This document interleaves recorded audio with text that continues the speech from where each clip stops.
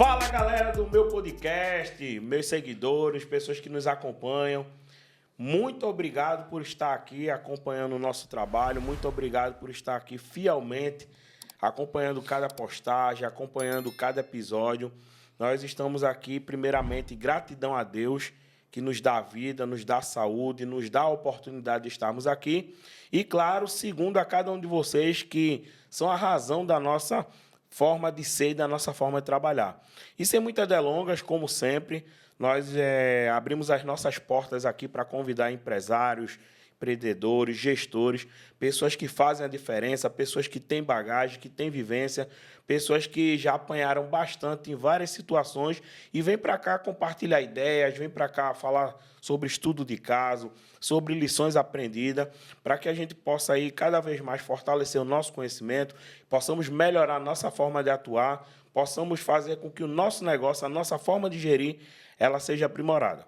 E como sempre, né, na nossa cadeira de convidados, eu estou hoje com um cara que vocês já ouviram falar da pessoa certa, no momento certo na sua vida? É esse cara. O nome dele é Bruno Magalhães, ele vai se apresentar daqui a pouquinho. Eu conheci o Bruno em um MBA que eu fiz de Gestão Estratégica e Econômica de Negócio.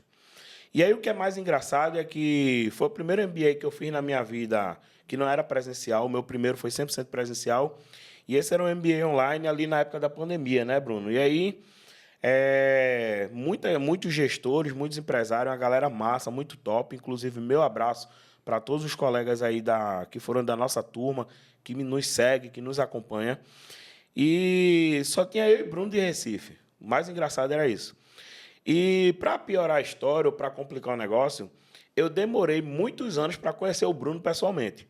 Durante as aulas, a gente ali fazia aquele bate-papo, a gente estava sempre ali trocando ideia, trocando figurinha, uma coisa fantástica.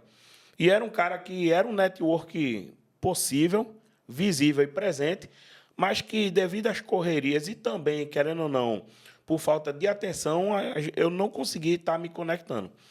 E aí, do ano passado para cá, tomei vergonha na cara e fui lá bater na porta do cara, né? Mandei mensagem para ele, Bruno, como é que tá? Ele, você não tem agenda para mim. Já foi logo puxando minha orelha.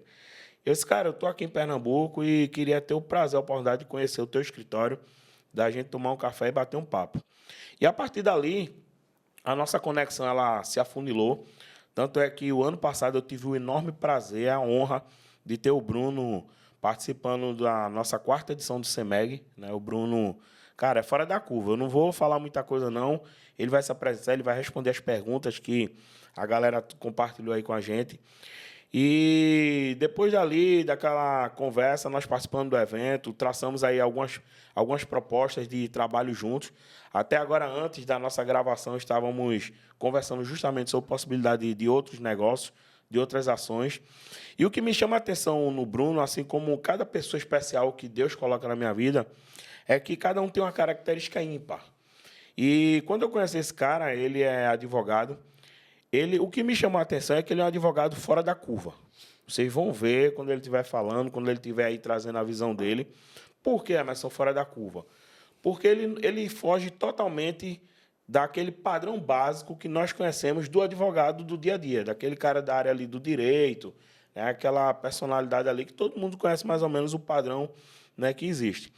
E ele é um advogado, cara, que ele não fala só sobre a área dele, ele é um advogado que fala sobre estratégia, sobre negócio, sobre planejamento estratégico.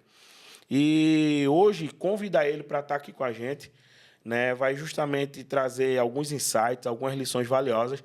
Eu estava aqui, como sempre, aprendendo com ele, né, pela bagagem, experiência que ele tem, entendimentos diferentes.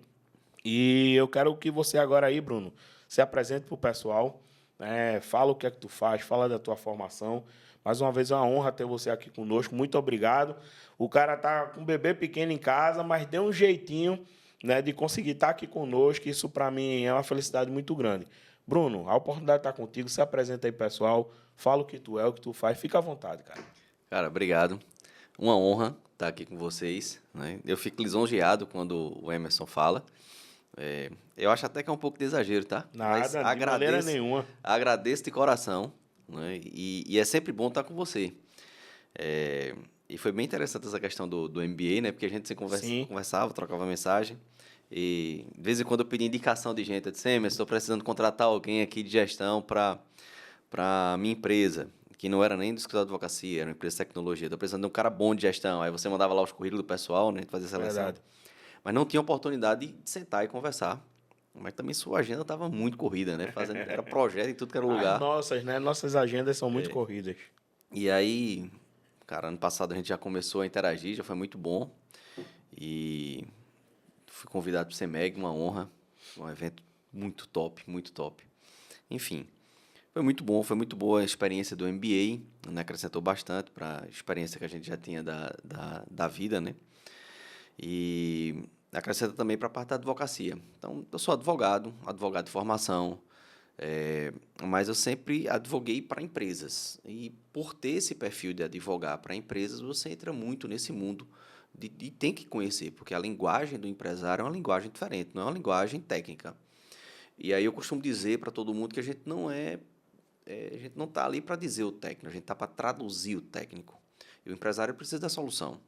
Então, por conviver muito com empresários, estar perto de empresários, a gente termina empresariando também. Então, eu atuei em outras atividades, empresariei, tive várias experiências boas e ruins, e isso vai formando, né?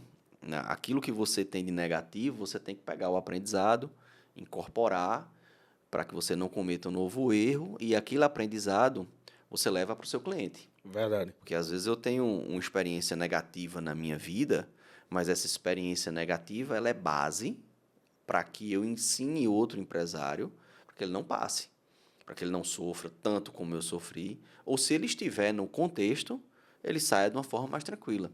Então,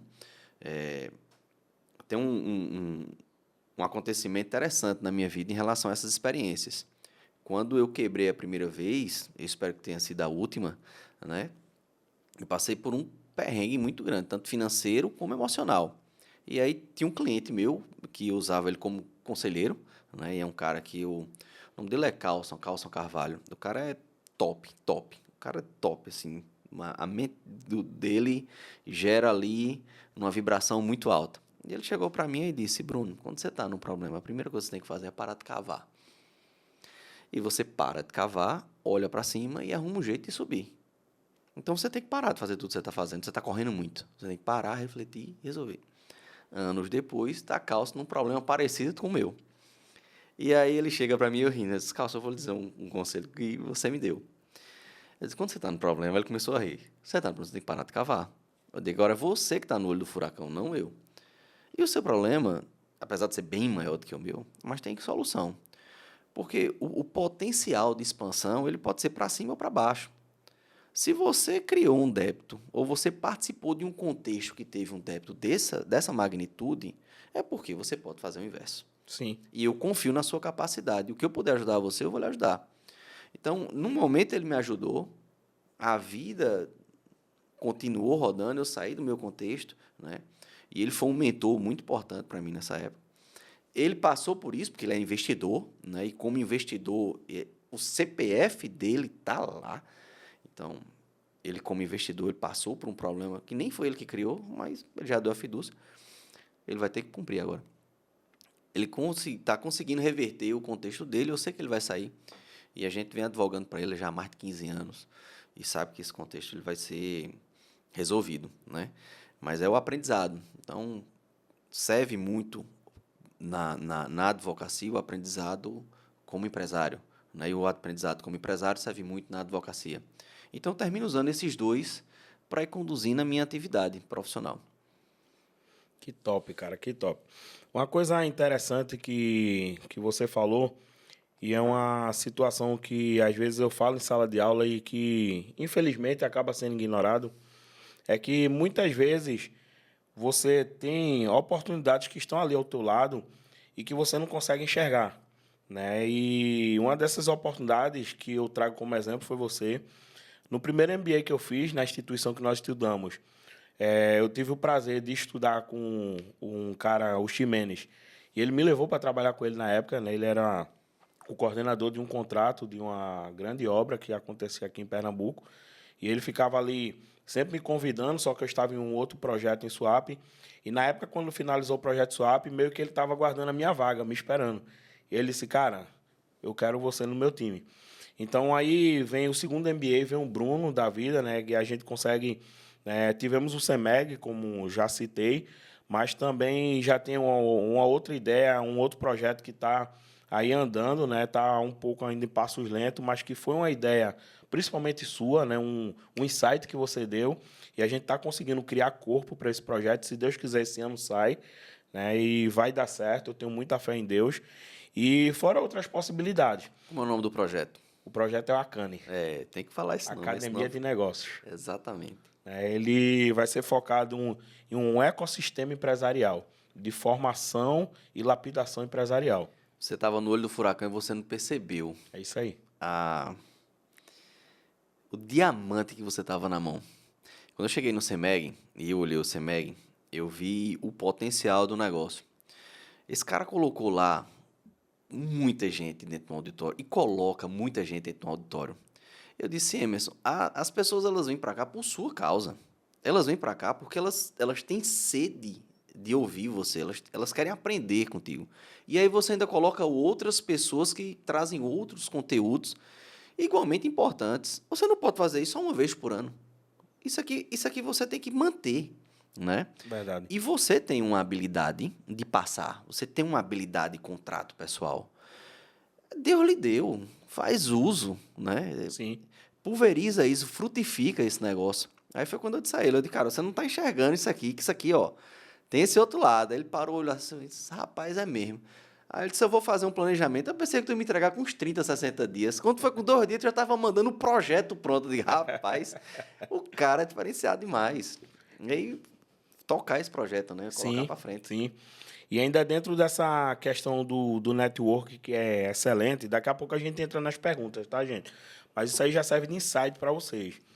Eu acho engraçado que praticamente todos os convidados que vieram até agora aqui, são pessoas que foram entrando na minha vida, em diversos cenários diferentes.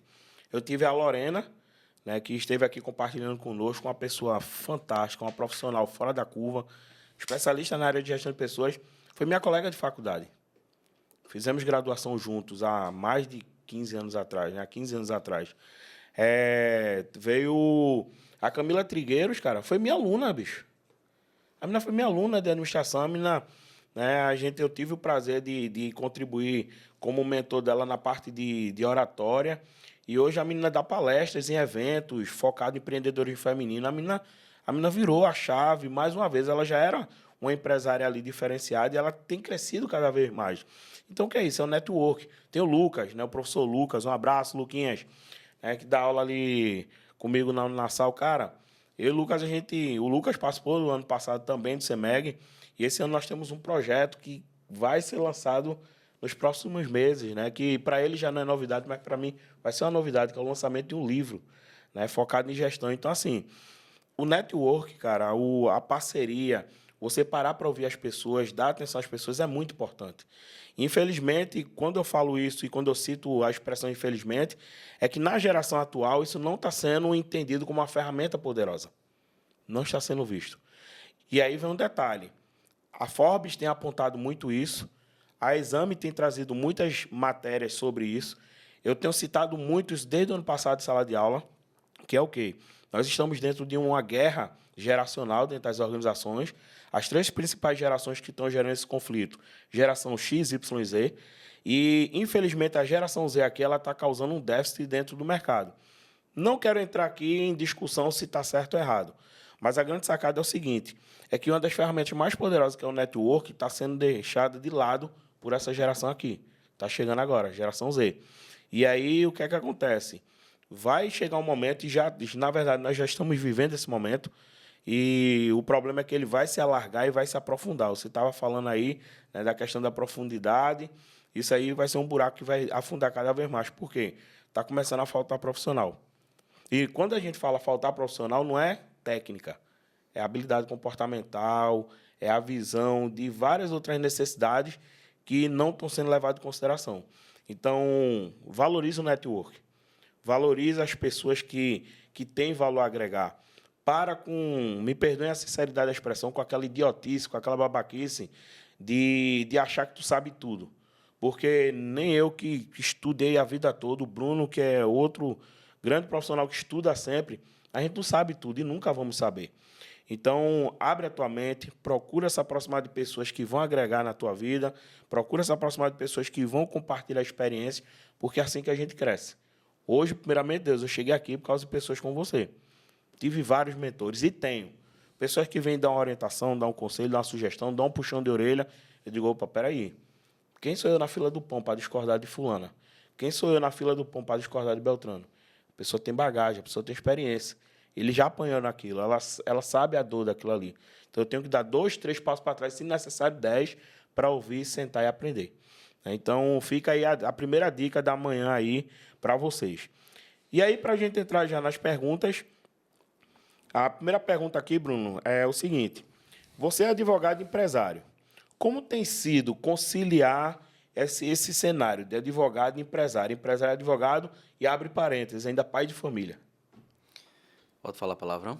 Pô, fica à vontade aí. É foda. É punk, porque a rotina do empresário, ela não é uma rotina simples. O empreendedorismo de palco, né, ele ganhou muita força porque, como você falou dessa geração, ele quer o resultado, mas não quer o esforço. Não dá para ter músculos sem malhar. E para malhar, você tem que quebrar a fibra. E para quebrar a fibra, dói. E você tem que se alimentar bem, porque não adianta só quebrar a fibra, tem que alimentar. Para depois você ter um músculo. Então, o empreendedorismo de palco, ele trouxe uma visão de que a coisa é simples. Não é, pai. Não é. Então, você já viu algum comerciante, final de semana, farrando? Ele vai ter um dia ou outro no feriado. O cara que é empreendedor mesmo, a grande maioria, que é dono do negócio, que não é um negócio tão grande, ele vai ter que ralar de domingo a domingo. Então, eu viajo pro final de semana, eu tenho que levar meu notebook, porque tem uma coisa para ver, tem um dado para olhar, tem uma informação para checar. Você vai conseguir ter alguma flexibilidade? Vai. Eu estava comentando com o Emerson aqui, eu estou com um menino pequeno, a empregada apresentou atestado, fazer o quê? Eu tive que ficar em casa. Essa é uma flexibilidade que eu tenho. Minha esposa já não tem, minha esposa é funcionária pública. Deu a hora, ela tem que estar lá e ela tem que cumprir aquele horário. Quem é CLT, do mesmo jeito. O empreendedorismo ele dá uma facilidade com a agenda, mas você tem que ser muito cuidadoso com sua agenda, porque senão você vai ter um negócio chamado distração. Então, conciliar a advocacia, que já e a advocacia da gente com a advocacia empresarial, a gente atende microempreendedores e atende empresas que são multinacionais, estão listadas na Bolsa, por exemplo. Então, você atender esse público, você tem que ter disponibilidade. E você tocar o seu negócio, que é o escritório de advocacia, ou qualquer outro negócio que eu tenha, dá muito trabalho, requer muita atenção. Então, eu não acho que eu sou um bom gestor do tempo, mas eu divido bem minha agenda, né? E aí eu tenho as janelas para tratar os assuntos. E ainda tem a profissão pai, porque é a gente que tem que educar, não é a escola. É verdade, perfeito. A escola ela vai dar instrução, mas quem aí. educa é a gente, quem dá o exemplo é a gente. É isso aí. Então, eu sou o exemplo. Eu sou o exemplo de homem para meus 2 filhos. Meus 3 filhos, na verdade, que eu já tenho uma que está formada. Então, uma filha de 22 anos, né, e 2 filhos pequenos. Então, para cada uma dessa caixinha, você tem que ter um tempo. Ah, mas eu consigo tratar por igual? Não vai tratar, filho. Relaxa, não vai. Vai ser desequilibrado mesmo. Vai ter semana que você vai conseguir dar mais atenção para a família, vai ter semana que você não vai. Vai ter semana que você vai levar a sua família para passear na praia e você vai ficar trabalhando. Vai ter semana que você vai se dedicar mais para uma coisa ou outra. Vai ter semana que você vai se dedicar mais à instrução, vai ter semana que você vai se dedicar mais à execução. Então, na balança final, quando você fizer o balanço ou o balancete do mês, você tem que atender todos aqueles a ponto de que você consiga ter um nível de performance, né? Às vezes você precisa deixar de lado. Sim. Não tem jeito, faz parte do jogo. Mas o empresário, ou quem está querendo ser empresário, a vida dele é calculada no ano. Sua remuneração é calculada no ano. Os seus resultados é calculado no ano. Então, naquele ano, como foi a minha performance? Naquele ano, eu consegui alcançar os objetivos que eu tinha? Naquele ano, eu consegui alcançar os resultados? Porque, às vezes, o primeiro semestre é horrível, mas o último trimestre salva um ano. O empresário é aquele que ele nunca desiste, ele morre na tulha e não desiste. Porque o milagre ele acontece para quem é empresário. Ele não pode deixar de acreditar. Ele não pode deixar de se empolgar daquilo que ele faz. E aí ele vai ter que conduzir a agenda dele conforme o contexto que ele está.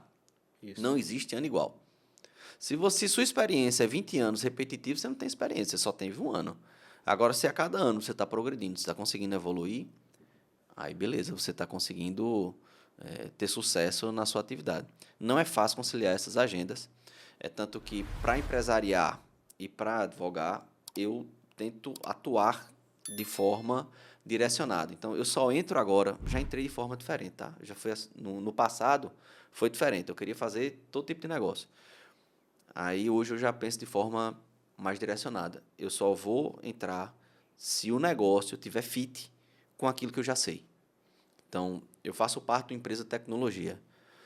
Eu sou sócio, mas a minha entrega está relacionada a compliance. Então, compliance, governança jurídica, é a minha entrega. Eu jamais entraria num negócio onde a minha entrega não tem nada a ver com aquilo que eu já sei, que é a minha base. Por quê? Porque senão eu não vou conseguir otimizar meu tempo. Entendeu? Então, eu atuei na construção civil, construindo imóvel. É muito fora do meu jogo. Mas, por exemplo, me dei bem comprando imóvel de leilão. Está bem próximo da advocacia, porque o conhecimento da legislação, isso aí Te me ajudava, te ajuda direcionava. demais. Aí, Perfeito. investir dentro daquilo que é minha base. E a vida prepara a sua base. É só você olhar o seu primeiro emprego, o seu primeiro trabalho, suas primeiras experiências, seu relacionamento, é aí onde entra o network. Porque é o relacionamento que faz esse jogo. Então, Verdade. tem cara que é muito bom na área de comprar e vender carro. A vida preparou ele para isso. E já tem cara que é bom para criar gado. A vida ela é plural, ela é frugal, ela frutifica. Agora, onde é que sua plantinha vai germinar, vai crescer e vai dar frutos? Não sei. Cada um do seu jogo. O meu jogo é direito, compliance, governança, regra, regulamento, é por aí. Então, eu vou entrar em todo negócio que eu puder, desde que tenha fit com esse meu perfil de gestão jurídica da coisa. Tenho que aprender outras coisas? Tenho. Mas é sempre voltado para isso. Então, é assim que eu concilio. E a parte de pai? A parte de pai é maravilha. A parte de pai é a parte mais gostosa, é onde você se alimenta, né? É onde você consegue ter ali força para você olhar, diz, cara, vou lutar porque a minha família, ela merece aquilo. Bem, é isso. Cara, aqui já começou dando um show, não foi aula, não. Uma outra pergunta aqui interessante, Bruno. Muitos empresários enfrentam dificuldades com a burocracia. Quais são os erros mais comuns que os pequenos empresários cometem nesse aspecto? Achar que o problema não vai cair para ele. O direito ele é formal. A burocracia ela vem por outras questões. Entendi. Eu não acho que o direito seja burocrático. Eu não acho que a legislação é burocrática. As pessoas é que burocratizam. E eu acho que o papel do jurista é desburocratizar, né? Então, às vezes a pessoa ela não tem tempo, ela não sabe gerar as evidências dela. Se a gente olhar os processos dos clientes, e eu fiz esse olhar para o trabalho que a gente faz hoje, a gente pegou todos os processos dos clientes, levantou e foi entender, cara, por que essa ação existe? O número foi esse, 76% nasceram de uma inconformidade na rotina. E uma inconformidade na rotina é porque o cara não queria fazer a burocracia. Entenda, entre aspas, burocracia. Mas, no final do dia, ele não gerou a evidência que ele precisava para comprovar para o órgão, para o empregado, certo? Ou para o próprio negócio dele. Tudo é gerar evidência. No dia, tudo se resume a gerar evidência. Então, às vezes, o cara tem um problema fiscal porque ele não gerou evidência daquela venda, daquela compra. Ele tem que gerar evidência e guardar. Tudo tem que ser auditável. Tudo tem que ser pesquisável. Tudo tem que ser consultável. Por quê? Porque o direito é positivado. A legislação ele quer papel, quer informação. Você tem que provar o que você tem. Se você entender essa lógica, aí você sai da pecha da burocracia. E aí você começa a criar processos, que é a sua área. Sim. Se você tem que ter um processo, se você vende um produto, você tem que ter um contrato. Se você presta um serviço, você tem que ter um contrato. Você tem que ter um termo de entrega. Né? Você tem que emitir a sua nota fiscal. Ah, mas na burocracia da Receita Federal, contrate um contador, meu irmão. O especialista, ele está ali para isso, para o detalhe. Seu papel é como é que eu gero dinheiro. Como é que eu gero dinheiro? Então, a falha na burocracia, e aí eu vou colocar em parênteses a burocracia, está em não gerar evidência do que ele tem. O pessoal tem muito problema no trabalhista. Por quê? Porque não gera evidência. Os caras pagam hora extra, os caras pagam diária, os caras pagam o que for. Paga mais do que devia, mas não gera evidência. Quando chega na justiça, vai ter o quê? Nada para provar. Já era. Então, o papel da gente, né, como profissional do direito, é desburocratizar, é explicar para o cara dizer, se você faz isso, você tem que documentar dessa forma, gerar evidência. Grandes empresas, ele tem o setor de evidência, né, para gerar evidência, para cuidar da evidência. Então, o empresário pequeno, às vezes o eu empresa, né, o eu empresa, ele tem que ter o hábito de criar esse protocolo, ele tem que escrever para ele, cara, se eu fizer isso vai ser assim, se eu fizer isso vai ser assim. Depois ele vai ter um funcionário. Quando contratar esse funcionário, ele vai pegar o funcionário e vai ensinar. Quando você fizer tal conduta, você vai gerar tal documento e vai arquivar dessa forma. Se ele fizer isso, eu vou arriscar, certo? Mas 99% dos problemas que o pessoal enfrenta depois ali do segundo, terceiro ano de empresa, ele vai perder. Ele não vai ter. Porque ele vai ter a evidência montada, ele vai ter tudo bonitinho. Porque o pessoal quer correr muito e vender e entregar e esquece de documentar. Nesse caso, seria correto afirmar, Bruno, e aí é uma percepção que eu tenho, eu atendo pelo Sebrae, né, muitos microempreendedores e acabo tendo contato, tenho muitos amigos que são microempreendedores, e o que é que eu observo? Que não só apenas na área do direito, mas infelizmente, todas as áreas técnicas necessárias ali para direcionamento e aplicação prática no dia a dia de um negócio. É que muitas vezes, como você falou, o empreendedor, ele por necessidade, claro, ele está muito travado ali na correria, no dia a dia, tem que lucrar, tem que vender, tem que fazer, tem que fazer. E o tempo vai passando e ele esquece que tem uma outra etapa ali que é muito importante, que é estudar. Ou estudar para entender, ou estudar para conseguir fazer bem feito. Porque são duas situações distintas. Eu acho muito difícil o empreendedor ele conseguir estudar e dominar 100% isso, porque ninguém domina tudo. Né? Então, já começa por aí. Mas é pelo menos ele estudar para ter uma noção básica, né? Para não falhar em coisas ali, né, tão triviais, ou então ele ter o conhecimento para conseguir ir atrás da pessoa certa. Porque até nisso, muitas vezes, acontece essa falha. Né? Na hora do desespero, ele acaba indo atrás de apoio e pede apoio a pessoas erradas. É igual uma pessoa que está ali com um problema na perna e ela pega uma muleta que está quebrada. Né? Você se apoia ali naquela muleta, o risco de você cair e causar uma outra lesão é muito alto. E, infelizmente, isso acaba acontecendo. Por quê? Não adianta a gente passar pano aqui, mas dentro do mundo dos negócios tem muita falcatrua. Tem muito arrumadinho, isso em várias profissões. Desde o consultor, né? Desde o advogado, desde o contador, pessoas que... eu lembro que na época com o professor Mendes, esteve aqui conosco em um dos episódios, e a gente bateu nessa tecla que é o quê?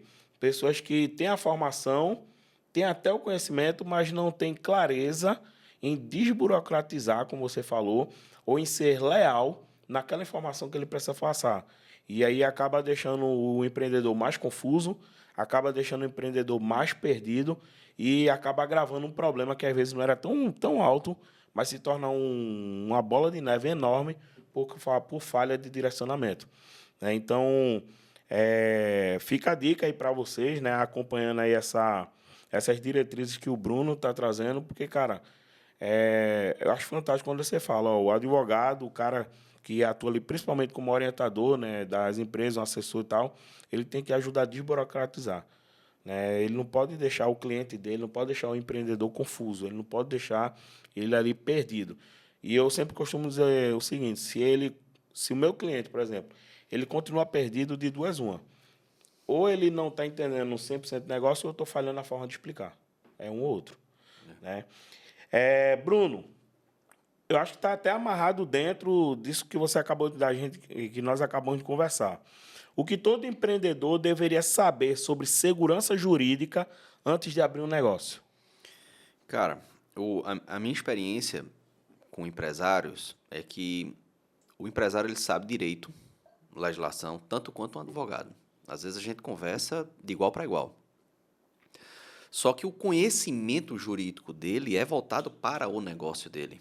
Ele não gasta energia com conhecimento que não vai acrescentar. Ele não tem obesidade intelectual, que é um fator que a gente tem hoje. Então, ele sabe muito bem a regra do jogo dele. Esse é o ponto. Então, dentro da regra do jogo dele, ele tem que saber o seguinte: quais são minhas regras fiscais, minhas regras tributárias. Quando você é um microempreendedor, você tem que entender a legislação do MEI, até onde vai meu faturamento, o que é que eu posso emitir de nota, o que é que eu posso fazer dentro dessa atividade, quanto é que eu vou recolher aqui do INSS, porque você tem que pensar na aposentadoria da frente. Eu agora sou do Simples Nacional. A tributação do Simples ela é simples. Você faturou, emitiu nota, vai vir um boleto para você. Sim. Né? E aí, qual o papel do empresário? É entender onde é que ele pode melhorar ali, dentro da logística dele, se ele pode reduzir uma ponta ou não dentro do Simples. Existem poucas possibilidades, mas é possível. Emitir uma nota fiscal, você vende produto e serviço. Então, você desconta o produto, principalmente na área de construção civil. Você pode descontar o material que você utilizou e faturar só sobre o serviço. E aí já diminui um pouco ali da incidência. Então, conversa com o advogado, conversa com o contador, ele vai dar as orientações. E você vai aprendendo o seu jogo. Você já vai para um lucro real, lucro presumido, aí você já tem que aprender um pouco mais legislação, ICMS, assim vai. Trabalhista. Trabalhista é regra geral para todo mundo. Então, você tem que entender quais são os direitos do empregado. Quantas horas ele pode fazer por dia extra, se ele pode fazer sempre, se eu vou demitir, como é que eu faço o aviso prévio, como é que eu não faço o aviso prévio, né? Quantos dias ele tem de aviso prévio. Quer sacar da legislação trabalhista? Pega a convenção coletiva da tua categoria. Na convenção coletiva, eu vou ter um resumo muito, muito bom do jogo que você está jogando. Porque a convenção coletiva, ela estabelece ali como é aquela relação empregador-empregado. E, às vezes, na convenção, ela coloca ali critérios que restringem a própria atuação do empregador. Vamos supor, na convenção coletiva de escolas, você só pode demitir um funcionário ou começo do ano, ou meio do ano, ou final do ano.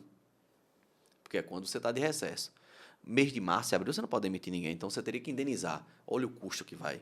Sim. Convenção coletiva já estabelece, 30 dias antes eu não posso demitir nas categorias de comércio de uma forma geral. Então, se você vai demitir alguém, você tem que se preparar, porque senão você vai indenizar mais um salário. Para determinada função, eu vou ter que pagar insalubridade ou não. Mas para pagar insalubridade, vai ficar muito caro. Contrata um cara de saúde e segurança do trabalho, ele vai dizer os EPIs corretos, você compra o EPI, pega o recibo de que entregou e não vai precisar pagar, porque ele neutraliza a incidência da insalubridade. Horas extras, eu preciso que o cara de segunda, terça e quarta trabalhe até mais tarde. Quinta e sexta, não preciso, ele pode trabalhar só o meu expediente. Vamos colocar um bancozinho de horas. Formaliza correto esse banco de horas. Na convenção coletiva já vai trazer todas essas regras. O detalhe, você aprende conversando com o advogado, até onde vai, até onde vem.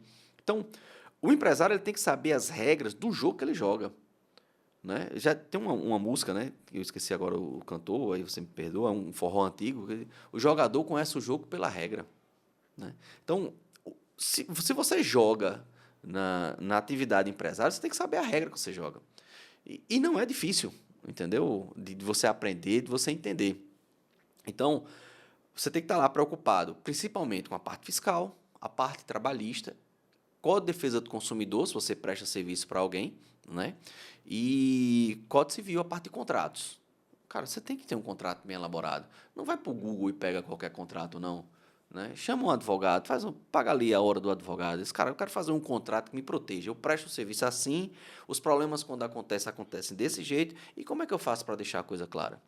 Se você gastar ali 15 dias de energia para você entender e escrever o que é que você pode, o que você não pode, você já vai evitar muitos processos. E só para complementar, não é só direito, é cultura. Problema você evita de duas formas. Uma, você tem que ter uma estrutura organizacional adequada, juridicamente adequada. Além disso, você tem que ter uma cultura muito boa. Porque a cultura, às vezes, ele supera as falhas que você tem operacional. Aí a cultura é teu jogo. Mas eu não posso deixar de constar. Porque às vezes eu vejo empresários que ele comete falhas, né, às vezes por inocência, mas a cultura dele é tão boa, o pessoal é tão aderente àquela empresa que releva. Então, a cultura é um fator importante para o direito. Porque o cara diz, cara, não vou discutir isso. Eu já vi fiscal relevando contextos que aplicariam multa e ele dá uma advertência, ele dá até uma instrução, porque ele tem uma cultura muito boa. Ele vê que o cara cometeu uma falha, mas não por má fé. E aí isso importa também. E eu, como advogado, empresário, eu sempre olho o ponto da cultura, também como um fator. A questão lá da música que você falou, eu dei um Google aqui, Tareco e Mariola. Tareco Mariola. É interessante quando você traz essa abordagem, e aí vem um sentimento, né, algo que a gente enxerga que acontece muito, que é justamente essa questão do empreendedor, ele não buscar ter um conhecimento básico, né, não apenas só sobre seus direitos, mas principalmente sobre seus deveres.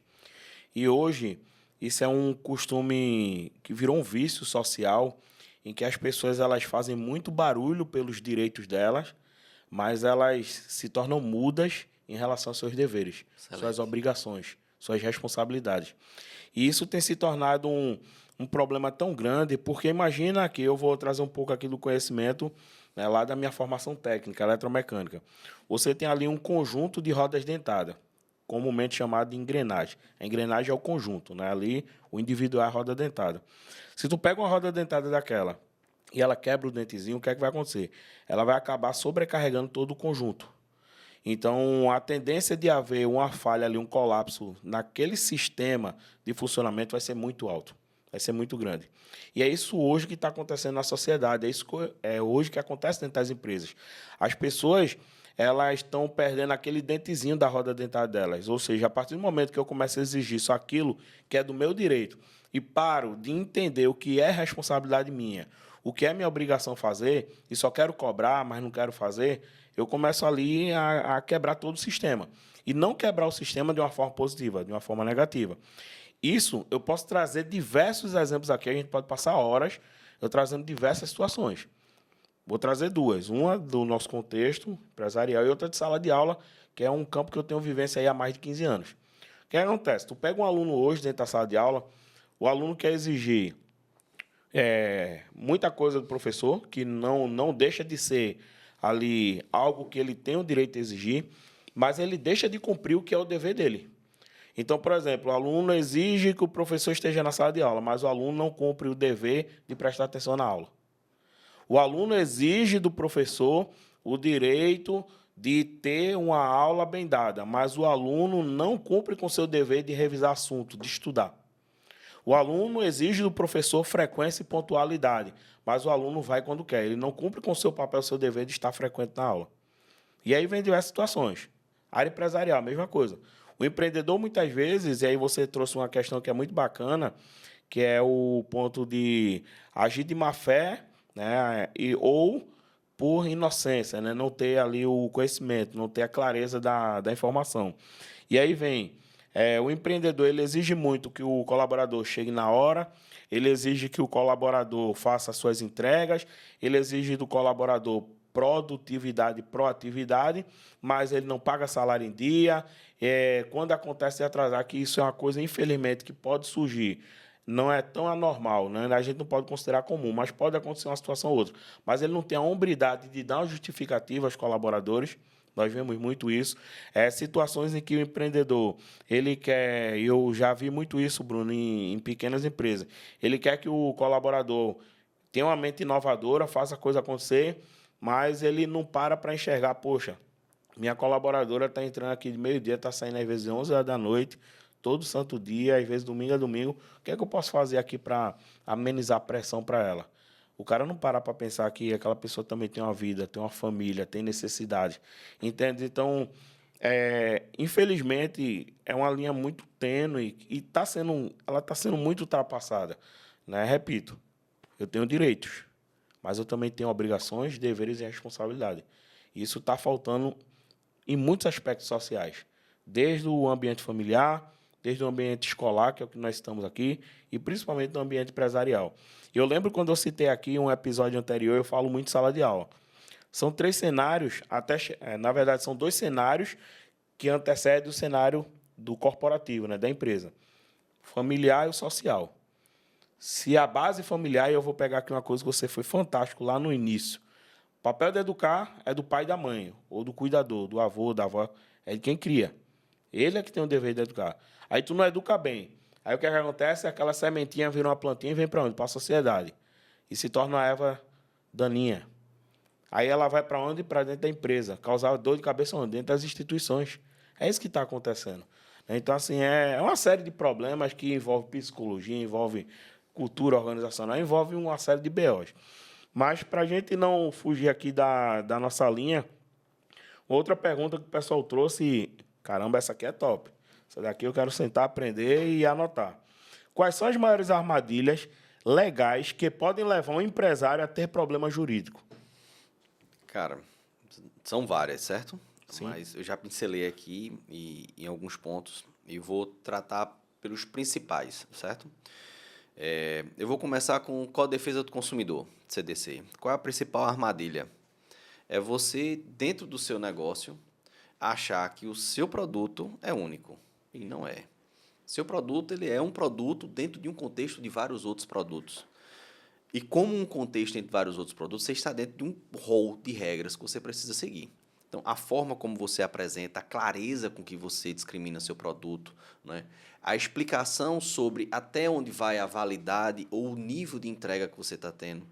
Então, essa é uma armadilha que às vezes a gente cai, a gente se apega muito à nossa entrega e esquece de explicar até onde vai, e aí dentro da sua área, né, escopo do projeto. Você tem um projeto, você tem que dizer o que é escopo e o que não é escopo. Sim. Então, é você delimitar o seu produto. Ah, Bruno, como é que eu vou delimitar uma loja de roupa? Como é que eu vou delimitar uma entrega de uma camisa? Você vai delimitar, você tem que dizer lá, só, Código de Defesa do Consumidor diz que eu tenho 30 dias. Diz que você tem 30 dias para entrega. Beleza. Mas a loja ela pode dar uma garantia maior, ela pode estender essa garantia, ela pode vender uma garantia estendida também. Ah, mas eu não vou dar 30 dias. Então você assume o risco de alguém lhe acionar na justiça. Então, às vezes, a armadilha ela está dentro daquilo que você acredita do seu produto e não só da regra geral. Então, se você não entender a regra geral da entrega do seu produto, você vai ter dificuldade, você vai ter armadilha. Onde é que você está com armadilha no trabalhista? É você achar que você tem um direito, feito você colocou, Emerson. Porque o empresário, às vezes, ele só quer olhar o lado dele. É verdade. Ele vai olhar e dizer assim, mas o empregado não trabalha, o empregado não entrega, eu estou aqui me esforçando, eu estou aqui trabalhando, ele tem que fazer também? Tem, dentro da regra. Então, ele só pode fazer 2 horas extra por dia. A legislação estabelece isso. Então, ele vai poder entregar. Mas, se ele fizer 2 horas extra todo dia, ele vai causar um dano existencial no cara. É um cansaço a ponto de comprometer a própria vida do cara. Ele não pode ultrapassar esse limite. Em situações eventuais, situações excepcionalíssimas, você pode ultrapassar 2 horas, mas se limita a 4. E tem que ser justificada, que é onde entra a parte da evidência que a gente colocou. Então, o erro é achar que o outro, porque você contratou, ele tem que fazer tudo no máximo. Ninguém está 100% da produtividade o tempo todo. Não é máquina. Não é máquina. Então, você tem que entender que o funcionário ele vai oscilar. Para a gente que é empresário, é difícil isso? É difícil. Mas você tem que entender qual é a média da performance, qual é a média da entrega. Então, se você só olhar o seu lado, não olhar o lado do seu funcionário, você vai cair numa armadilha. Porque você vai cobrar demais, você vai exigir demais, e aquele cara ele vai começar a desacreditar. Quer dizer que você não deve exigir? Quer dizer que você não deve? Deve. Não deve. Mas você tem que ver a média. Isso, né? Você paga para isso. Mas você tem um limite do que você faz. Se você entender qual é o limite, fica mais fácil para você não cair numa armadilha. Ou, às vezes, é o contrário. Às vezes, o cara é muito bonzinho. O bichinho. Se for muito bonzinho, vai cair também em armadilha. Porque ele vai usar da parte que você tem de boa fé e ele pode ser que use esse contexto contra você. Ah, patrão, me empresta aqui um dinheiro, me dá um dinheiro, me faz sei o quê, tive um problema, preciso consertar minha moto, não sei o quê, tem um negócio na casa. Você começa a dar, depois aquilo incorpora, vira salário. Então, o que eu costumo dizer ao pessoal é o seguinte, tudo que estiver dentro da lei, você pode fazer. O que não está fora, o que não está na lei, ou que é excesso da lei, esse você dispense. Não tem jeito. Você tem que andar dentro daquilo que a norma estabelece, porque senão você vai cair numa armadilha. E é o que eu mais vejo na justiça do trabalho. É a armadilha. ou que você excede a lei ou que está fora do âmbito da lei. Não pratique, ou evita ao máximo praticar. Né? Ou achar que o funcionário, porque ele deu a palavra, ele vai fazer com você. Não vai. Siga o que está na regra. Né? No âmbito fiscal, assim, a armadilha é você achar que você vai conseguir reduzir o seu tributo. Você não vai. Assim, você tem que fazer um trabalho de consultoria muito profundo para não pagar. Porque você achar, porque eu arrumei uma forma, vai dar treta. Vai dar treta. No fiscal, esse aí é cara crachá. Tudo hoje é declarado, tudo hoje é informado, tudo hoje é online. Então, bebê, faturou, paga. Aí eu vou faturar só a metade e a outra metade. Não vai por isso. Se não tiver na legislação autorizando, se não tiver uma decisão judicial, tudo que é fora da lei, você tem que ir na justiça, tem que discutir a tese, tem que ser aprovada. O judiciário tem que chancelar e dizer pode fazer desse jeito. Só depois do pode fazer desse jeito, transitou em julgado, é que você pratica. Ah, Bruno, leva 10 anos. Então, o jogo é esse, filho. Não tem jeito. Enquanto isso, você vai ter que depositar judicialmente a diferença do tributo até a coisa funcionar, porque senão você vai sofrer. Você vai ter uma autuação. E o fiscal, quando autua, ele está dentro da lei. As armadilhas que a gente tem no mundo jurídico está sempre na interpretação, além do que a lei coloca, ou você fazer, ou querer fazer aquilo que está dentro da fora da norma. Então, estar dentro da norma é o melhor caminho que você tem. Entender a sua regra é o melhor caminho que você tem. Então, se eu puder resumir em uma frase, o combinado com a legislação não sai caro. É o que a lei diz, é aquilo e acabou-se, entendeu? Então, esses são os pontos assim que eu destaco para que você mantenha a sua empresa. Sim, um ponto importante, certo? O nível de aderência à norma, ele vai evoluindo à medida que a empresa vai crescendo. Então, não dá, por exemplo, o cara que tem um quiosque na praia, ele tem um nível de acuricidade, um nível de controle que uma empresa que já está formada e tem 20 funcionários. Aquilo é um nível de controle. Verdade. Ele tem um nível de controle. Então, para aquele cara, o nível de controle é diferente do cara que tem uma empresa já com 20 funcionários ou do cara que é uma multinacional. Óbvio, o cara da multinacional, ele está num contexto completamente diferente, porque ele tem estrutura para ter time tocar. Né? Quem está no contexto pior, quem está no meio aqui. Porque, às vezes, ele tem uma limitação de receita para formar um time, né? E ele ainda tem ali um aperto operacional muito grande, porque as demandas de crescimento, elas terminam impactando muito o time, principalmente na parte da organização. Então, o cara que está ali crescendo, ele realmente vai sofrer mais. Mas o contexto de um é diferente do outro e você tem que ir se adequando à medida que você vai crescendo.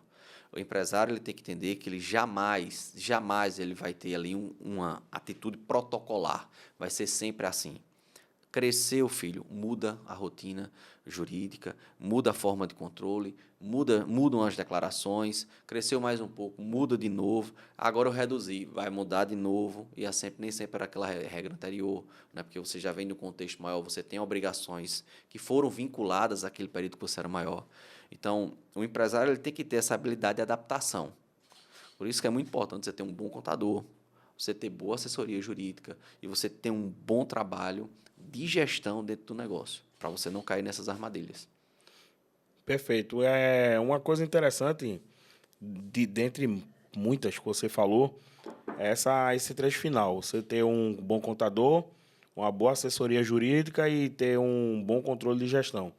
E aí entra muito dentro daquela questão que a gente conversou, né? O empreendedor, principalmente ali na jornada inicial, ele não tem muita visão dessa necessidade, né? Ele não consegue ainda enxergar que isso é uma situação que ele precisa e que se ele não se organizar para priorizar isso dentro do negócio dele, vai trazer problema a curto, médio ou longo prazo, né? Correto. Dentro dessa questão, Bruno, aí eu vou fugir um pouco aqui realmente do nosso padrão aqui do que o pessoal mandou, e aí é mais uma curiosidade minha. Durante quanto tempo, mais ou menos, tu que é um empresário aí que já quebrou, já voltou e está aí, graças a Deus, voando novamente, qual é a tua indicação de tempo para um empreendedor ele começar a despertar isso? Porque no início, não vou dizer que é impossível, mas é muito difícil. O cara está naquela ansiedade, eu tive uma ideia, eu tenho um negócio, quero vencer, quero faturar e tal, Mas a partir de quanto tempo ali de negócio, você sugere ele começar a se incomodar com isso?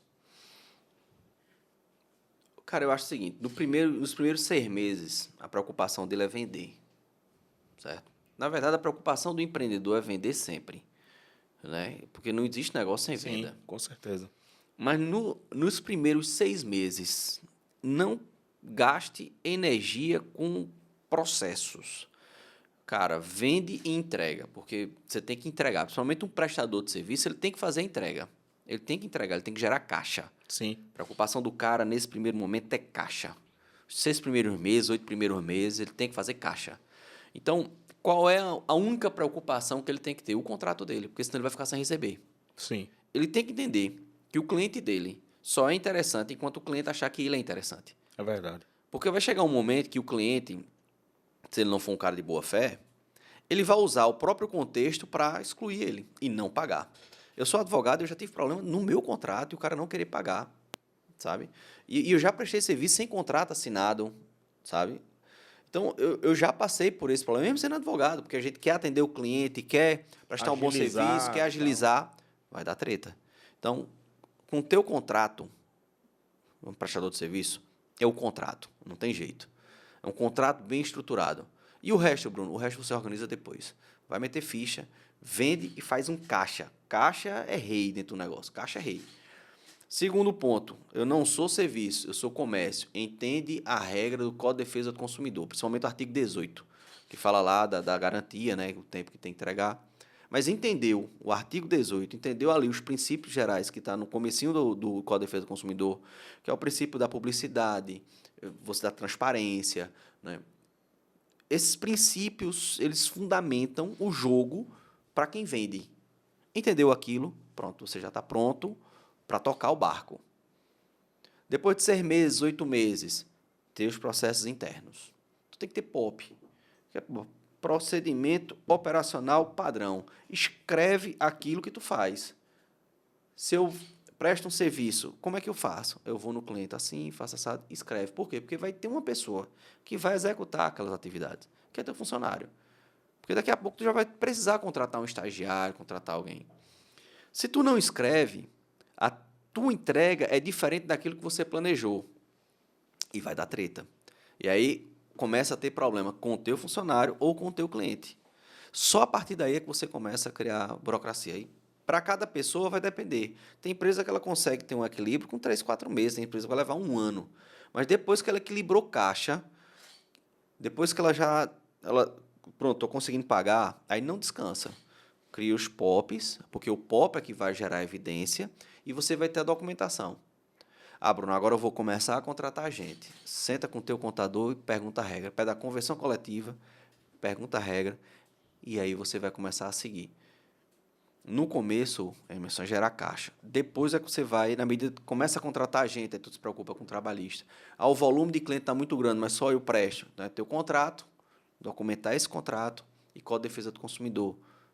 Entendeu? Sim. Então, depois de um ano é que o cara vai ter essa preocupação.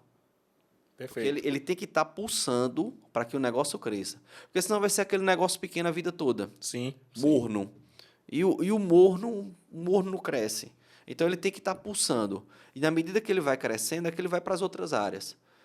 Então, até um ano, ele só vai praticamente pagar a guia que a nota fiscal é emitida. Ele não vai ter tanto estresse.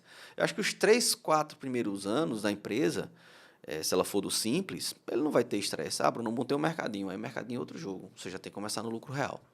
Então, você tem que sentar com o contador e começar. Sabe, eu quero montar um mercado, tem um dinheiro. Não faz. Monta um mercadinho pequeno e testa aquele teu produto, aquele teu negócio. Começa pequeno.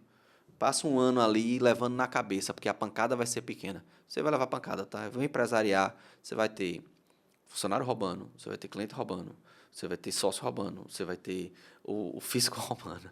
Você vai ter pancada financeira o tempo todo. Então, você tem que ter uma estrutura que suporte essa pancada. Por mais que você tenha capital para montar um negócio grande, se você não tem experiência no negócio, começa pequeno e vai crescendo.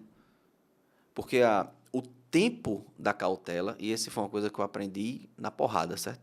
O tempo da cautela é sempre menor do que o tempo do ajuste.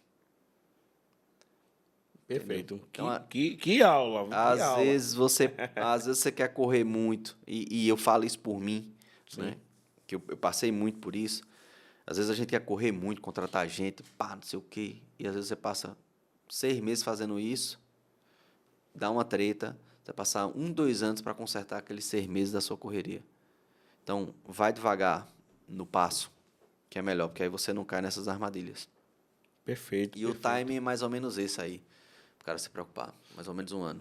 Então, em um cenário ideal, você pega um empreendedor que tem vontade ali de abrir um negócio, e aí vamos trazer aqui alguns termos técnicos. Aí abre um negócio dentro daquilo que ele já vive. Eu sou empregado, Isso, a primeira coisa é ele ter entendimento do negócio. É o primeiro passo. não vai quebrar. Né? Você não pode querer querer adivinhar ou querer fazer mágica no mundo dos negócios, porque isso não funciona.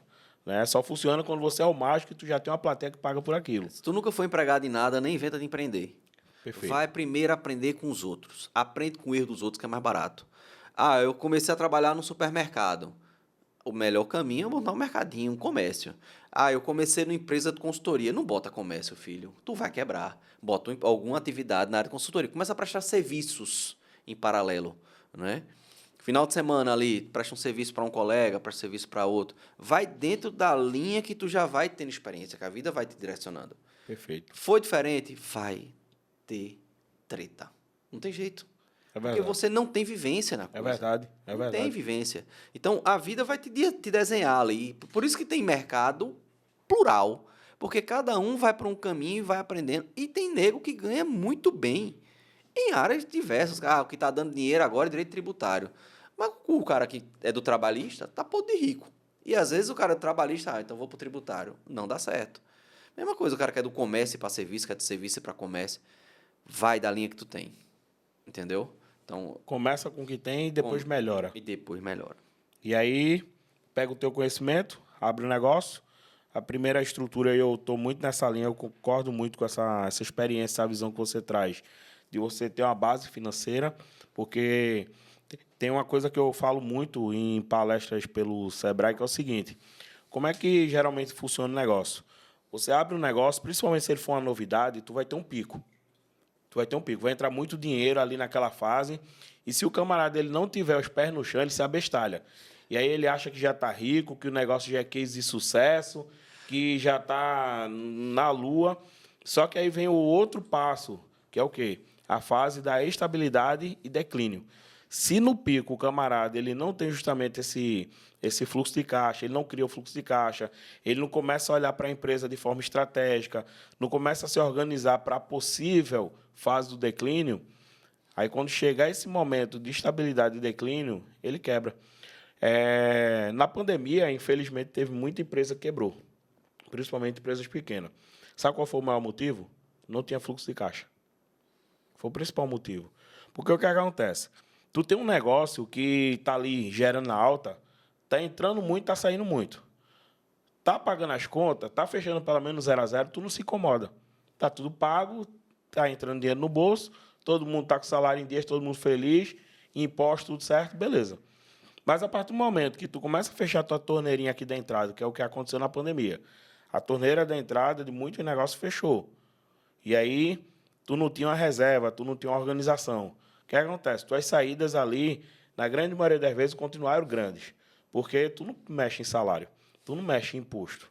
Né? Isso aí são custos fixos, né? Custos e despesas fixas. Então, justamente por não ter um caixa e não ter uma visão de planejamento estratégico aqui, de não ter sido formada lá naquele momento lá do pico, né, do auge, acabou quebrando essas empresas. Acabou trazendo um prejuízo muito grande. Então, a falta de conhecimento é muito perigosa, claro. Posso falar como empresário? Com certeza. É o seguinte, você tem que ser barato para sua empresa. Perfeito. Não tem jeito. Não tem jeito. Eu não sei qual é o nível de um cara que é milionário, porque eu não sou milionário, certo? Mas eu posso falar no meu nível que eu tenho uma vida boa. Sim. Graças a Deus eu tenho uma vida muito boa. Não posso reclamar. Mas no meu nível eu tenho que ser barato. Onde é que está o jogo do empresário? No lucro, filho. Você tem que trabalhar por ano. Então, o que é que você vai fazer? O caixa é rei. O caixa é rei. Você tem que ter caixa. E qual é o caixa? O caixa é o nível 0 para eu pagar as contas.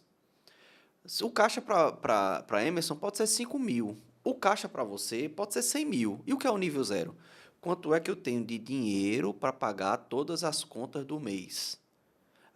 Para pagar tudo, meu prolabore, pagar aluguel, pagar tudo, dá 20 mil reais. Esse é o seu número zero. Você nunca pode ter menos do que 20. Quer dizer que eu vou manter 20. Não, você não vai manter 20. Você tem que manter o tempo do giro. Isso aí.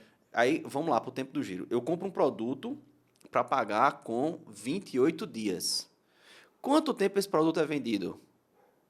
22? Beleza, você tem 6 dias ali de diferença. Isso mesmo. Você tem que vender com menos de 20 ou menos do tempo de pagamento. Tem negócio. Eu estava assistindo um podcast, o cara que trabalhava com artes. O giro do cara era 24 meses. Olha o capital de giro que ele tinha que ter para ter o retorno. Ele ia, comprava o produto à vista. Esse produto, ele tem uma margem muito boa, ele tem uma margem de 40% lá. O resultado final, o EBITDA dele era 40%. Só que ele precisava de um caixa para 24 meses. Caramba. Bicho, é impressionante o negócio do cara. A margem, ótima. Quando você olha na DRE, a margem é boa. Mas se vai dizer que você vai manter a empresa funcionando, é o caixa. Então, as empresas quebram com resultado positivo. Bruno, como é que quebra? Porque é o seguinte, o fluxo de caixa é o dinheiro que você tem para girar no mês, pagar as contas e continuar rodando. Isso. Quando você olha a DRE, que você sai estratificando, você tem o faturamento, depois você vai tirar ali o custo, depois você vai tirar a despesa, você vai tirando, você vai ter lá o resultado final. O resultado pode estar positivo, mas o caixa, ele não está. Porque eu vendo um produto, eu pago com 20 dias, mas eu só recebo daqui a 60. E esses 40 dias, você vai sobreviver como? Às vezes você roda 2, 3 meses para receber o primeiro produto que você vendeu lá no primeiro mês. Se você não entender isso aqui, você não entendeu o jogo. E aí, como é que eu faço? Eu faço isso dentro de um exercício. Dentro do exercício, você tem que saber quanto sobra. E o seu trabalho é fazer sobrar mais. Porque do que sobra, uma parte fica na empresa para reinvestir e a outra parte é o que você vai gastar. Aí o que, é que você vai gastar? Vou comprar casa de praia, vou comprar casa em Gravatá, vou comprar um carro a diesel, porque eu sou empresário e eu mereço. Beleza, quem vai manter isso aí durante esse período? Quem vai manter esses condomínios? As contas de luz e a despesa? Se você lascar para comprar patrimônio, filho, lascou, você dançou aí. Porque você ficou caro. Aí agora eu não posso ter um prolabore mais de 5, eu tenho que ter um prolabore de 10. Aí depois é de 15. Subiu a de régua, 20. ferrou. Você subiu a régua, mas sua Ferrou. empresa subiu a régua também? Não subiu. Ela não acompanha a velocidade com que você gasta. Então, o dinheiro que tu tira de lucro, tu tem que fazer o teu caixa. E eu aprendi isso quebrando, certo? Você tem que ter seu caixa. Por quê? A empresa vai pedir. A empresa é feita de criança. Ela vai pedir dinheiro de novo. Ela vai pedir. E se você não tiver, tu vai pegar onde? Banco. No banco. Juros. E os juros altíssimos. Pede 100 e paga 300. Não sei se o negócio vai ter margem para pagar isso. Então, primeiro é o caixa do negócio, primeiro é o caixa, seu caixa. Depois, você tem que fazer patrimônio para que esse patrimônio te pague, torne uma renda passiva, para depois tu gastar dinheiro com as tuas besteiras. Então, o empresário ele é praticamente um devoto. Se ele não viver aquilo, né, de forma... E ainda tem que ter preocupação com o jurídico, né? O jurídico contábil. Ele tem que ter essa preocupação, porque senão, filho, você vai quebrar. Porque as empresas quebram com 5 anos, a grande maioria, pela estatística do Sebrae. É verdade. É só você fazer a conta simples. O primeiro ano, que é o que eu estou dizendo, ele tem que fazer caixa. Ele Isso. tem que vender. Né? O segundo ano, aí ele já saiu da primeira barreira, né? Isso. Então ele começou a voar. Ele já se achou, pô, eu sou foda. Eu sou o cara que vai fazer acontecer. No terceiro ano, ele já está com um custo alto. Quando ele está com custo alto, ele tem um equilíbrio do próprio mercado. Porque o mercado, inicialmente, ele demanda e depois ele estabiliza, ele acomoda. Quando o mercado acomoda, nunca é dentro do custo que o cara tem. O quarto ano, o que é que ele vai fazer? Ele está se rebolando, filho. Ele está pegando empréstimo, ele está vendendo as coisas, ele está tocando, ele está se segurando no quinto. No quinto ele não aguenta. No quinto ele quebra. Então as empresas não quebram com 5 anos, elas quebram no segundo ano. Que é quando o cara... Quando começa o problema. Quando começa o problema. O quinto ano é a concretização do problema. Concretização do problema. E às vezes eu estou conversando com o empresário e eu digo, cara, vê só, vamos lá, eu vou sair um pouco do jurídico, certo? Certo. Você está criando passivo aqui. Você está criando passivo aqui. Você está contratando gente demais. Ou você está gastando gente demais. Aí, mas não é da sua conta, doutor. Eu digo, tudo bem, mas Daqui um dia você está quebrando, você para de me pagar. Eu quero que você continue me pagando. Então, vamos lá, vamos ver isso aqui, se é isso mesmo.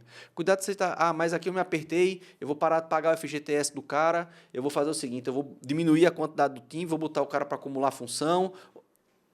Já começa Já deu treta, aí começa a ação de rescisão indireta. Porque se você para de pagar FGTS, você começa a colocar o funcionário para fazer função que ele inicialmente desvio de não foi função. contratado, aí vai cair o desvio de função. E se você começa a exigir do cara a hora extra Tu já tá abrindo a porta para problemas e trabalhistas. não paga, você já gerou um passivo aqui que a primeira reclamação trabalhista ele já não consegue pagar. Porque para recorrer na Justiça do Trabalho, você tem que ter no mínimo 13 mil. Custa 50 mil reais para você deixar a ação lá no STJ para discutir. Deu na gota, Bruno. 50 mil reais é. O depósito recursal na primeira instância é 13. Para a segunda instância, da primeira instância para a segunda, 13. Da segunda para a terceira, que é o Tribunal Superior, você vai pagar 26. Se o recurso não subir de primeira, que normalmente não sobe, para destrancar você paga mais 13. Faça as contas. Caramba. Passou de 50. Se a condenação Tem for... 2 pau. Pois é, então você faz o seguinte, a condenação deu 100 mil, você vai gastar os 70 mil. A condenação deu 30 mil, você vai depositando esse dinheiro ao longo do tempo. Então você já pagou para o cara os 30 mil e você vai suplicar para ver se rever. Mas se você não tiver a documentação que comprove, se você não tiver nada, você já perdeu esse jogo, filho. E você não sabe. Aí qual é a empresa que aguenta, com 2 anos, 3 anos, deixar 30 mil, aí 2 ações 60 mil, 3 ações 120 mil, não, já quebrou. Vai ter que começar a vender os imóveis para... já era. Morreu e não sabe. Já era, é verdade. Morreu e não sabe. Entendeu? Então, assim, empreender é praticamente uma devoção. Para quem é inteligente, paciente, consegue controlar o ego, ele vai usufruir lá no final. Para quem não tem esse controle, não entra, não. Não cai nessa conversa do empreendedor do palco. É melhor você ser carreirista. Tem cara É verdade. podre de rico carreirista. Meu sonho era ser carreirista, acredita? Meu sonho era ser carreirista. Mas não foi assim que a vida desenhou para mim. Eu terminei empreendendo. Mas eu só queria estar preocupando ali com conteúdo e trabalhar e pronto. Final de semana tá pensando em fazer DRE. Vê, não queria, mas é a vida, né? É o contexto. Vamos lá. Vejam o que eu falei para vocês no início. O cara é fora da curva. O cara deu aula aqui de contabilidade. O cara aqui falou de planejamento estratégico. Tá dentro do contexto dele da área de direito. Né? E, então, assim, é um momento realmente para você, principalmente que é microempreendedor, tem vontade de empreender, abrir bem aí o teu ouvido, presta muita atenção, anota, né? E lá no final o Bruno depois vai deixar aí o endereço do Instagram, vai falar um pouco da empresa dele, né? Que ele é muito especialista nessa área, né? De dar suporte ao empresário, ao microempreendedor, então fica bem atento aí. Para a gente continuar, quais medidas preventivas um pequeno empresário pode tomar para evitar problemas trabalhistas? Boa. Vamos lá. Quais são as medidas preventivas? Lá atrás a gente falou das armadilhas. Agora, o que ele pode fazer para evitar? Contrator registra. Perfeito. Contrator registra. Ah, Bruno, eu quero testar. Aí, no contrato de trabalho, você tem uma janela chamada contrato de experiência, que é um contrato por prazo determinado. 45 mais 45. Mas pode ser 14 mais 74, 76. Perfeito. Porque qual é a regra? Você tem que ter 90 dias, no máximo, e uma renovação só. Então, o critério que o legislador deu foi isso. O que é que eu posso fazer? Se você for um cara atento, com 14 dias você sabe se aquele sujeito vai funcionar ou não no seu negócio. Muito bom. E aí, o que é que você faz? Você contrata o cara por 14 dias. Por que 14 dias, Bruno? Porque a partir do 15º, você já vai pagar um avo de férias, texto de férias e 13º. Verdade. Né? Na conta. E aí, isso já vai custar ali uns 400, 500 conto. O cara que trabalhou 14 dias, você só vai pagar o dia. É a legalização de pagar uma diária, mas eu só posso mais do que 14. Bruno, não deu. Aí você vai ter que renovar para 76. 76 é muito. Então, você pode fazer 45, 45 que é o padrão. Mas com 45 você já vai pagar 1,5, né? 1,5. Na verdade, 2, né? É verdade, é verdade. Você vai pagar 2 avos. Você tem que ver o que é que se adequa para você. Mas aí, resiste o cara. Quando a gente fez isso com o comércio, principalmente comércio, cara, eu praticamente parei de ter aquele problema do diarista. Porque o diarista, o que é que acontece com o diarista? Ele não está registrado, ele trabalhou um dia, 2, 3, uma semana. Você tirou, ele entra na justiça. Como o contrato de experiência ele tem que ser formal, ele tem que ser expresso, porque ele é exceção, não está lá no E-Social, que foi contratado de experiência, nem tem nada escrito, ele vai receber aviso prévio, um salário.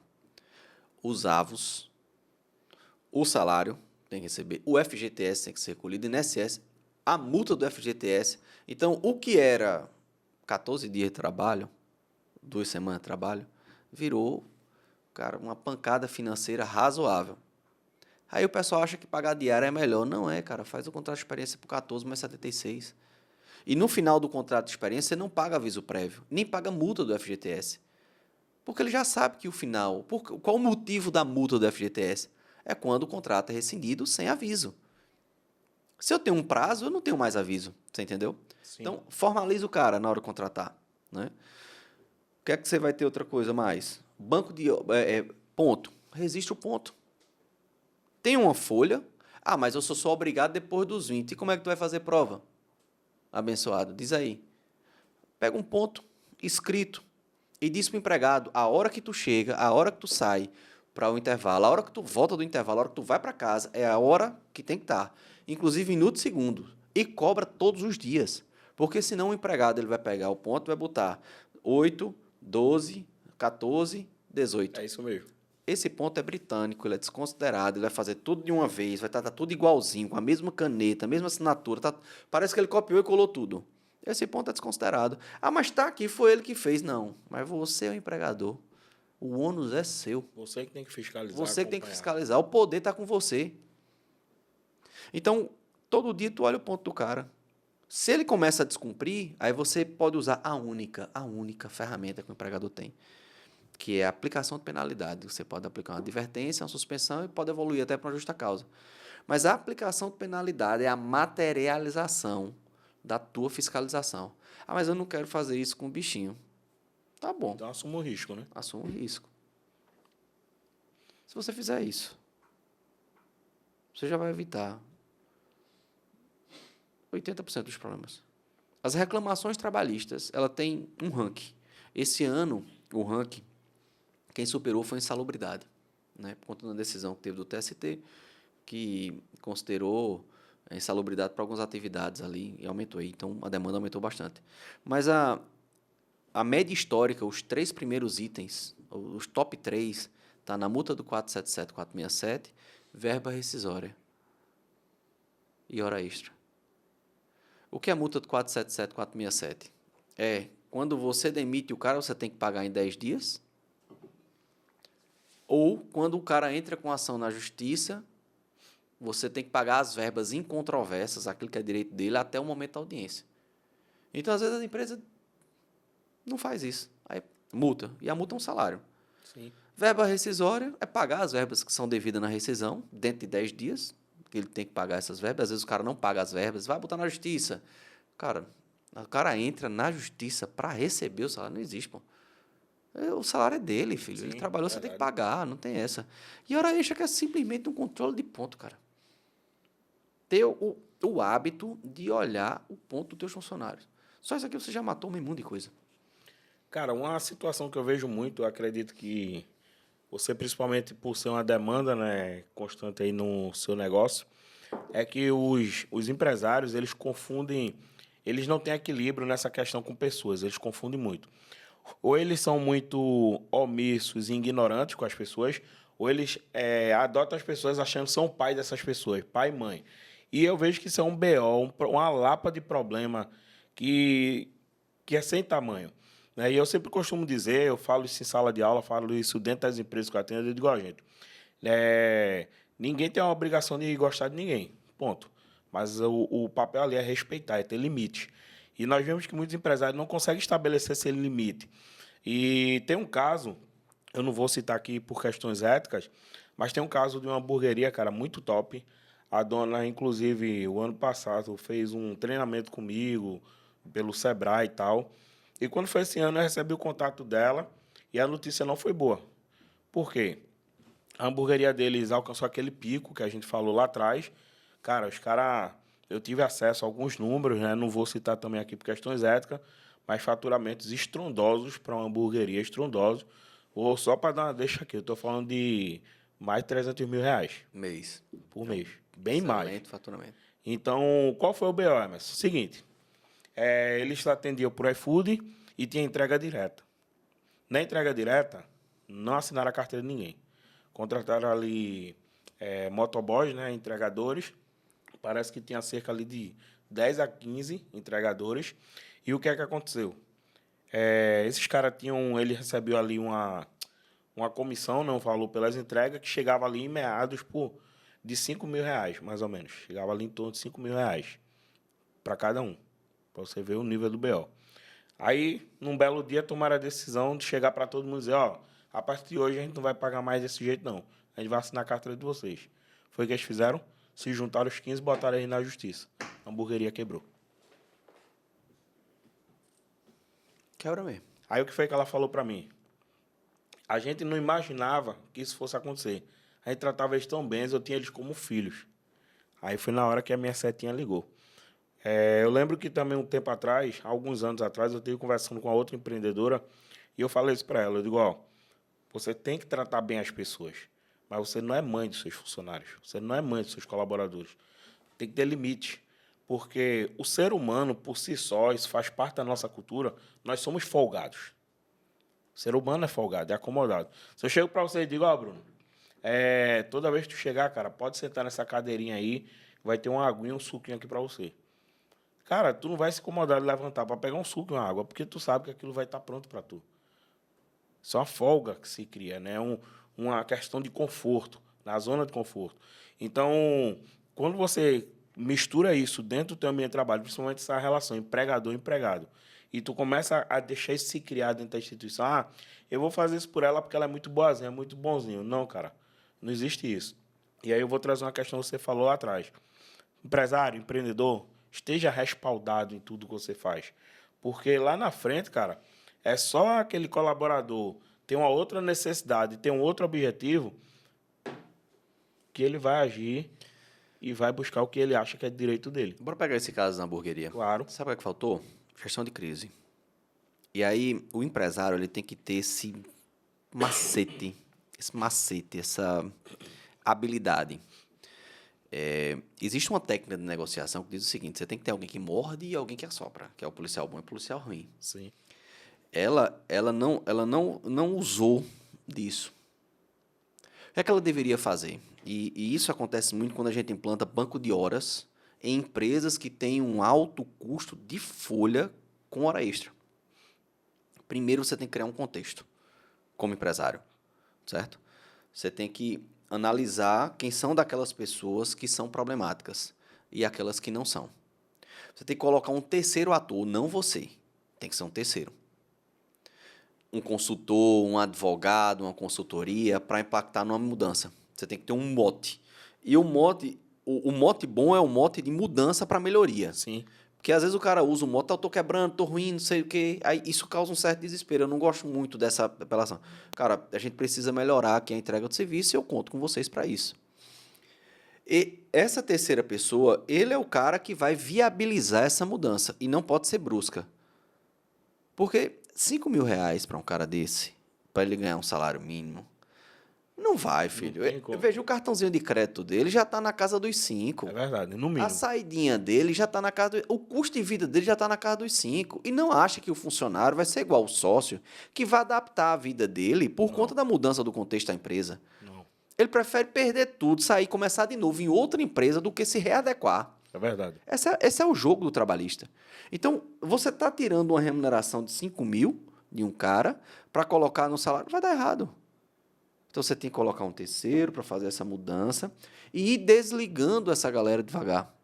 E ir contratando outros nesse outro contexto. Na verdade, não era nem para ela ter chegado nesse ponto, porque ela era para ter os aplicativos, utilizar os aplicativos, né? E fazer um rodízio das pessoas, porque a assiduidade é um dos critérios que torna o contrato de trabalho, que reconhece, né, o vínculo trabalhista. Então, ela deveria ter usado para fazer essa gestão de crise, porque se ela não tem essa manobra aqui para ir mudando gradualmente o contexto dela, ela vai fazer isso de vez, são 15 ações trabalhistas, com salário de 5 mil, reconhecendo o vínculo, cada ação dessa foi cento e poucos mil reais. Quebraram. Quebra. Então, até quando você tem um volume de ação dessa, tem uma forma de você conduzir isso na justiça, né? Porque senão você vai quebrar realmente. E aí, a Justiça do Trabalho ela não está para quebrar a empresa. Ela está para proteger o empregado do empregador que descumpre regra. Quando você entra num contexto de quebra de empresa, a Justiça do Trabalho, para quem sabe conduzir, né, ela ajuda o empresário para manter os empregos.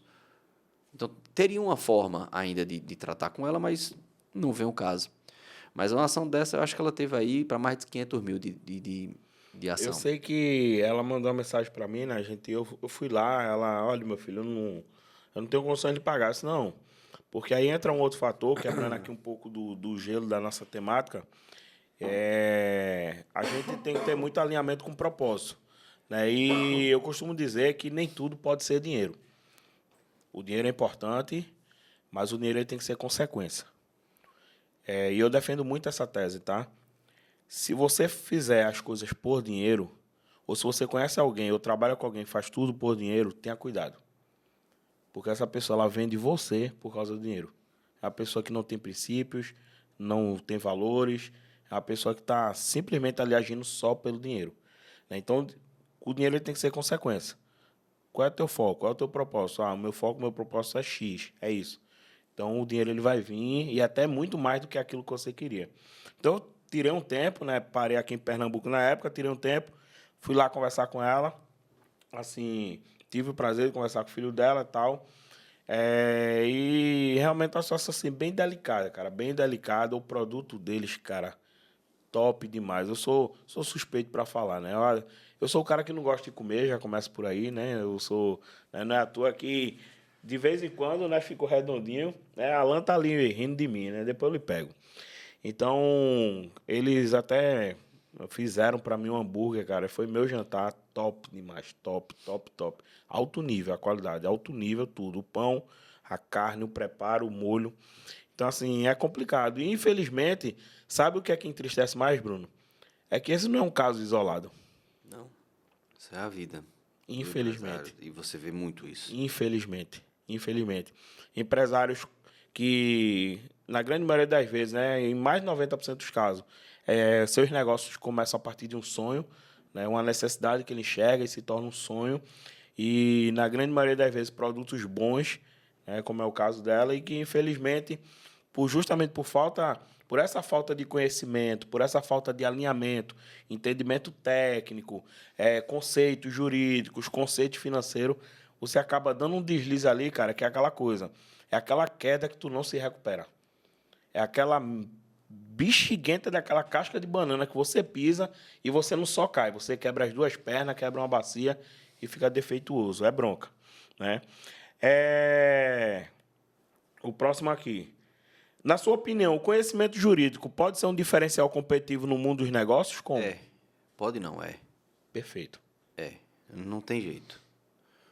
Não tem jeito. Não tem como você ter um negócio e você não conhecer as regras do seu negócio.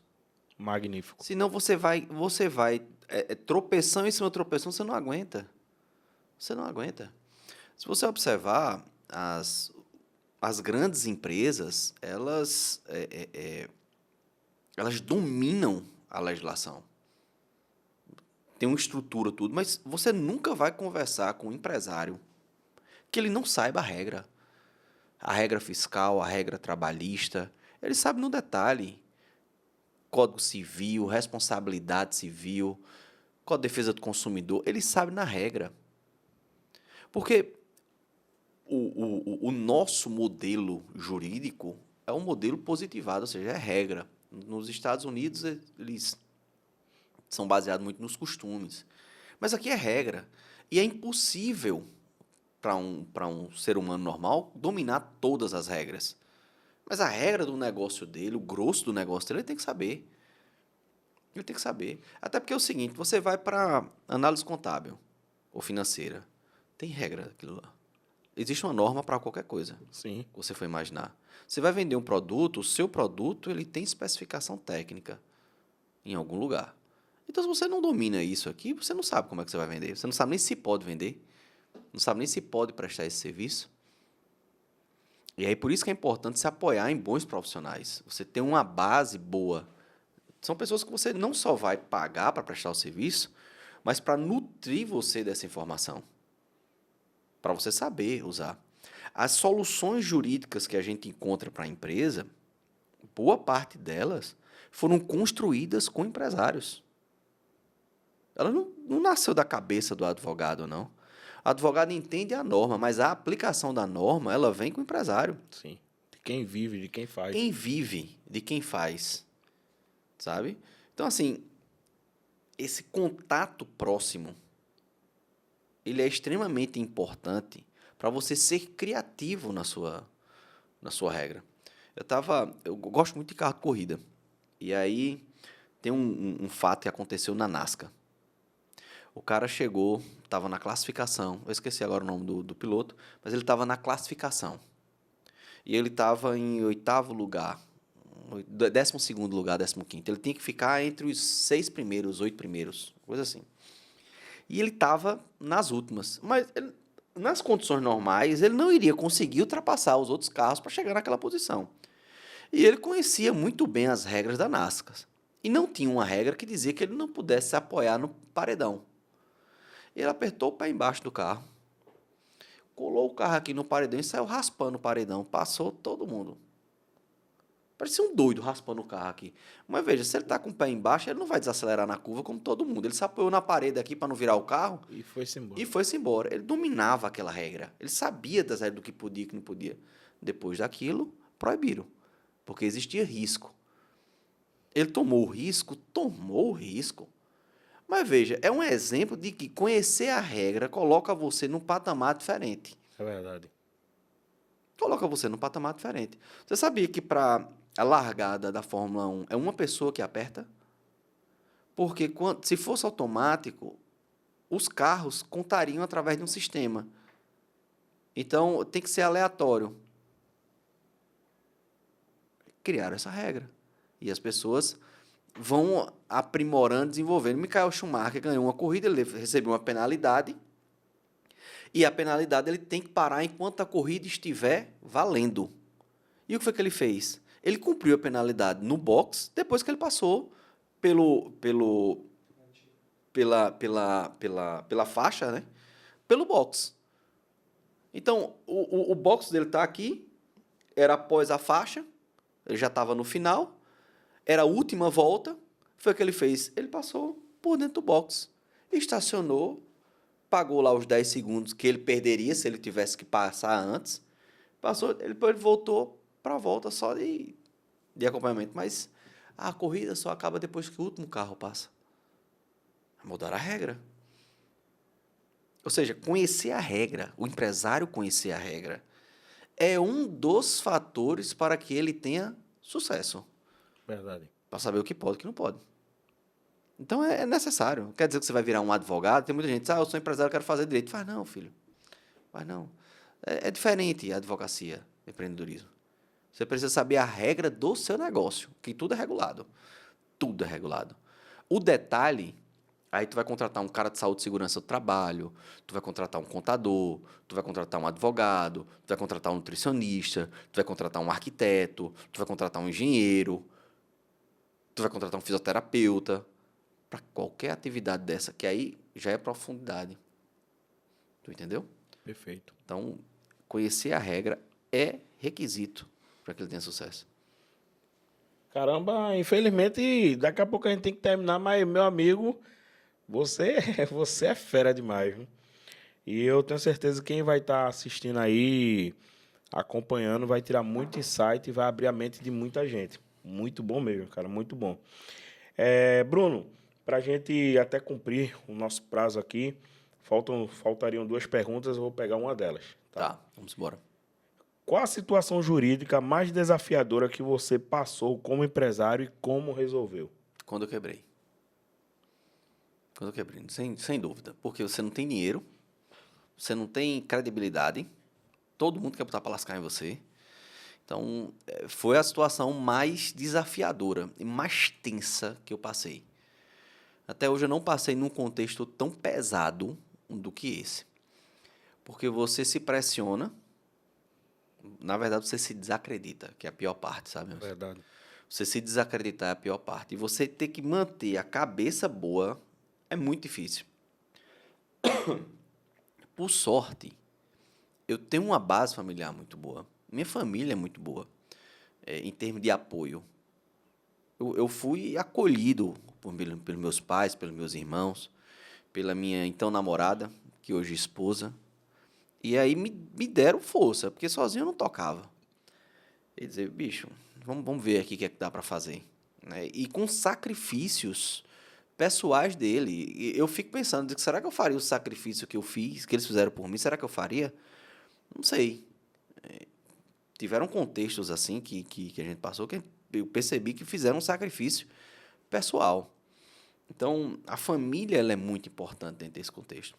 Mas quando você quebra, você perde ali tudo. Você não tem crédito, não tem credibilidade, não tem dinheiro, não tem ninguém. E aí, o que é que você faz no contexto desse? Abandona? Eu tenho muito do fio do bigode, só da minha palavra eu não gosto de tirar. E eu sofro muito por conta disso. Né? E hoje eu já uso de certos artifícios para não dar a minha palavra. Porque não é tirar a palavra, não dá. Sim. Eu disse, cara, eu vou avaliar com calma para eu não dar minha palavra, porque eu não quero tirar. Então, a primeira coisa que eu fiz, eu não neguei atendimento a ninguém. Eu chamei todo mundo para conversar. Devo, não nego. Ele não é pago quanto puder, eu vou pagar. Não sei como, mas vou pagar. Vou arrumar um jeito. Mas eu vou colocar numa fila. Eu vou pagar primeiro meus funcionários. Cheguei a ter 40, passaram 40 e poucos, 46, 47 funcionários lá na obra. Quando eu quebrei, eu tinha 9, 12, uma coisa assim. Mas aí eu tive que pagar esse povo, né? Sim. Eu não tive uma reclamação trabalhista, Emerson. Eu sabia que cultura, né, ele supera os erros.